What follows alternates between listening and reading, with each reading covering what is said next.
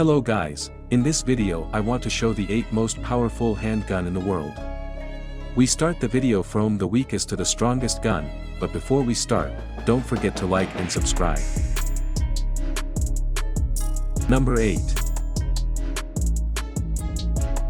The .45/70 government is not a revolver cartridge, and it was never intended to be fired in one. However, humans, being the enterprising creatures we are, sometimes pay no attention to what was intended. The Magnum Research Big Frame Revolver is available in .45/70 and even .30/30 Winchester, as well as about every cartridge on this list. It is indeed, as the acronym suggests, a big frigging revolver. At only 28,000 psi, from a pressure standpoint, the .45/70 is not that powerful.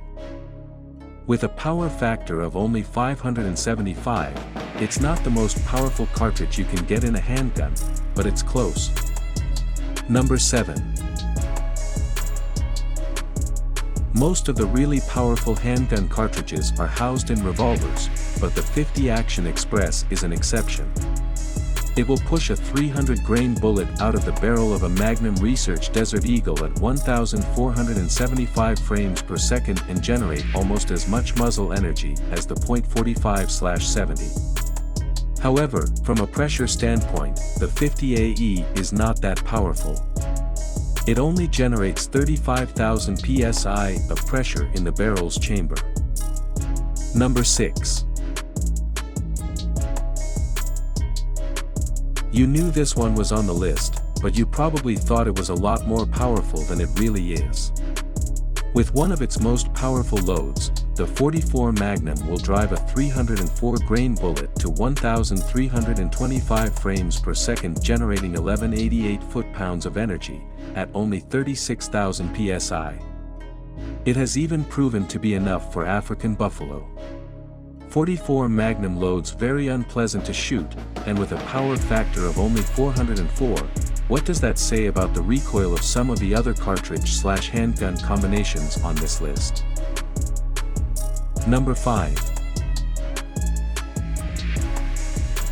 Yeah, I know what you're thinking, what is this pipsqueak cartridge doing on this list? Well, to make this list, a cartridge has to generate a lot of pressure, and the .327 Federal Magnum does just that.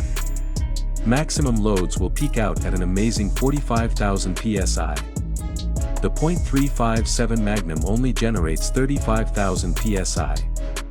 All that pressure is what is required to push the small 0.312 caliber bullet to high velocity. Though unimpressive when compared to the other cartridges on this list, the .327 Federal Magnum will force a 130-grain bullet out of a 4.5-inch barrel at 1,300 frames per second, generating 487 foot-pounds of energy for a power factor of only 169.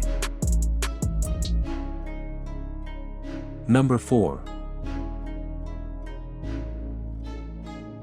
The .480 Ruger fires a 0.475 caliber bullet, and when it was introduced in 2003, it was the largest caliber production revolver cartridge available. The 1,310 foot-pounds of energy it will generate with a 410-grain bullet at 1,200 frames per second is about 10% more than A. Number 3. Of all the cartridges on this list, this is probably the most surprising. Designed by Smith & Wesson just before the turn of the century, the .356 TSW was intended for competition. The idea was to create a cartridge that would allow for maximum handgun capacity, while still meeting the major power factor required for IPSC limited competition.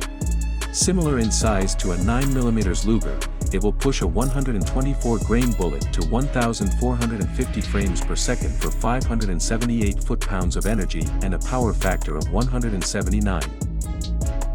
Number 2. The large caliber does allow for heavier bullets though. It'll dive a 420-grain projectile to 950 frames per second and generate 841 foot-pounds of energy with a power factor of 399.